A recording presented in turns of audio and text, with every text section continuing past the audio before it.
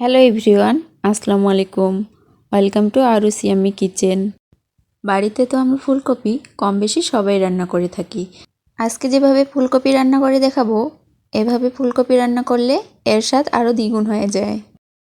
আজকের ফুলকপি রান্নার জন্য একটা বড় সাইজের হলুদ রঙের ফুলকপি নিয়ে নিয়েছি। এখন এই ফুলকপিটাকে ছোট ছোট টুকরো করে কেটে নিব।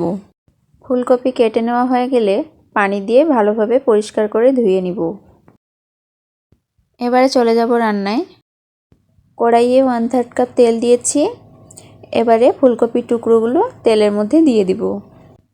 5 মিনিটের মতো ফুলকপির টুকরোগুলো ভেজে নিব। ভেজে নেওয়া হয়ে গেলে ফুলকপিগুলোকে একটা বাটির মধ্যে উঠিয়ে নিব। একই তেলে আলু ভেজে নিব। এখানে আমি মাঝারি সাইজের 10টার মতো আলু ফালি করে কেটে নিয়েছি। 5 মিনিটের মতো আলুর টুকরোগুলো ভেজে নিয়ে একটা বাটির মধ্যে তেল ঝরিয়ে উঠিয়ে নিব।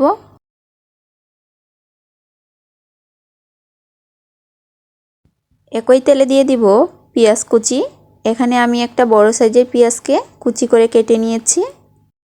2 মিনিটের মতো পেঁয়াজ কুচি ভেজে নিব। এরপর এখানে এড করব কাঁচামরিচ।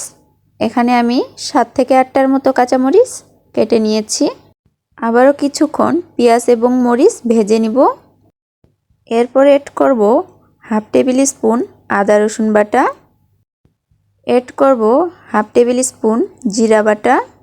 এবারে এই সবগুলো মশলা কিছুক্ষণ ভেজে নিব, যতক্ষণ পর্যন্ত আদা রসুনের কাঁচা গন্ধটা চলে না যায়। ভেজে নেওয়া হয়ে গেলে সামান্য পরিমাণে পানি এড করব, না হলে মশলাটা নিচ থেকে পুড়ে যাবে।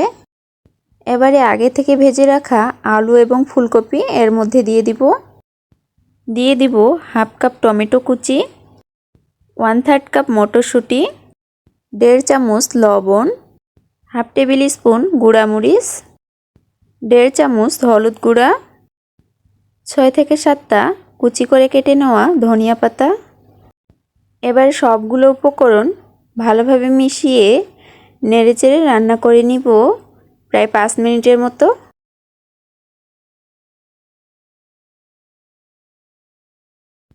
কিছুক্ষণ কষিয়ে নেওয়ার পর অ্যাড করব পানি। এখানে আমি 1.5 কাপ পানি নিয়েছি। এবারে ঢাকনা বন্ধ করে রান্না করে নিব 10 মিনিটের মতো। ফিরে আসলাম 10 মিনিট পর।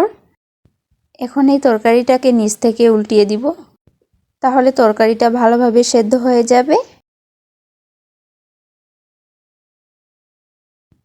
আবারও ঢাকনা বন্ধ করে 20 মিনিটের মতো রান্না করে নিব।